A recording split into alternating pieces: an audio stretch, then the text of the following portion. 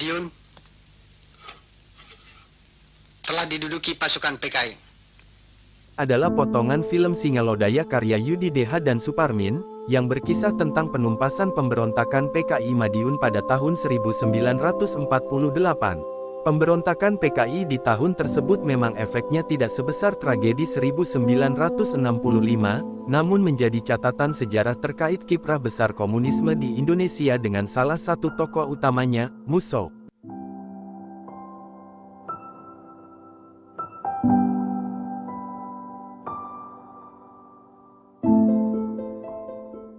Munawar Musso lahir pada 1897 di Desa Jagung, Kecamatan Pagu, Kabupaten Kediri, Jawa Timur. Ayahnya, Mas Martorejo adalah seorang pegawai kantoran pada bank di Kecamatan Wates, sementara ibunya bekerja di rumah, mengelola kebun kelapa dan kebun mangga.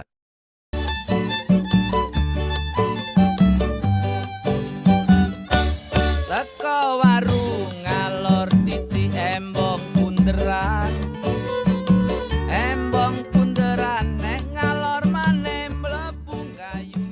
Musso pernah bersekolah di Hogere Burger School atau HBS di Surabaya. Musso disebut 2 tingkat lebih senior dibandingkan Soekarno yang masuk HBS Surabaya pada tahun 1915. Di Surabaya ini Musso dan Soekarno ngekos di rumah Hos Cokroaminoto bersama dengan Alimin. Rumah itu juga sempat menjadi tempat tinggal tokoh PKI lain, Semaun dan pemimpin gerakan DITI, Kartosuwirjo. Di rumah Cokroaminoto pula, Semaun dan Musso juga kerap bertemu dengan Hendrikus Josephus Franciscus Marie Sniveliet, atau lebih dikenal sebagai Henk Sniveliet. Sniveliet merupakan seorang komunis yang aktif di Belanda dan di Hindia Belanda. Semaun dan Musso kemudian kepincut konsep komunis. Anak-anak muda ini kemudian cinta dengan konsep komunisme yang dibawa HJFM Sniveliet. Para anak muda ini, Semaun dan Musso, menjadi ke kiri, Cokro ke kanan, dekat dengan Muhammadiyah, dan Soekarno netral. Semaun dan Musso juga aktif di Indische Sosiaal Demokratische Vereniging (ISDV) yang dibentuk Sniveliet. ISDV merupakan cikal bakal PKI. Musso dan Alimin sempat ditangkap oleh Belanda. Musso mendapatkan political lesson tentang komunisme secara intensif di penjara.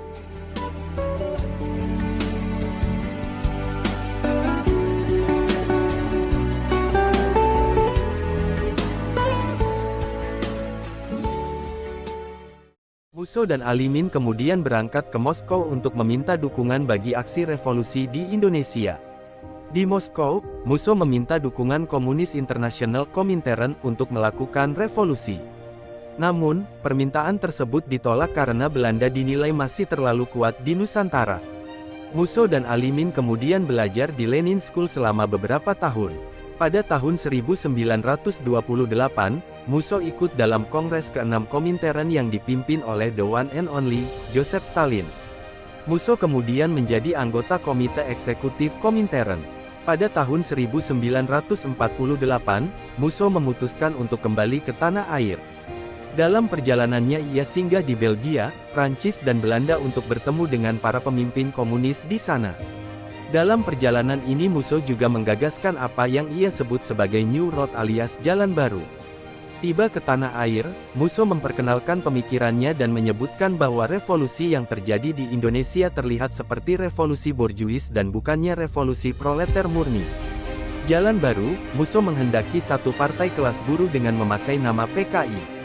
Untuk itu harus dilakukan fusi 3 partai yang bermazhab Marxisme-Leninisme, yakni PKI Ilegal, Partai Buruh Indonesia (PBI), dan Partai Sosialis. Musso kemudian menggelar rapat raksasa di Yogyakarta.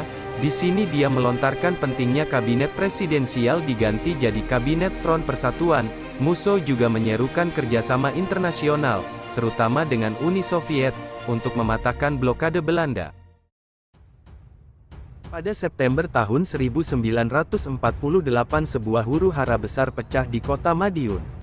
Ini adalah buntut dari pertikaian politik antara pemerintah RI dengan Koalisi Front Demokrasi Rakyat (FDR) sejak beberapa bulan sebelumnya. Pertikaian itu kian kalut karena melibatkan unsur militer, satuan-satuan laskar, dan politikus. Dalam buku Sejarah Perjuangan Nasional Indonesia tahun 1966 halaman 131, AH. Nasution menerangkan, terdapat setidaknya 5 tujuan dan rencana FDR PKI dalam peristiwa Madiun 1948. Tanggal 18 September tahun 1948, PKI bersama kelompok Warok dari Ponorogo menentang pemerintahan RI yang saat itu berpusat di Yogyakarta.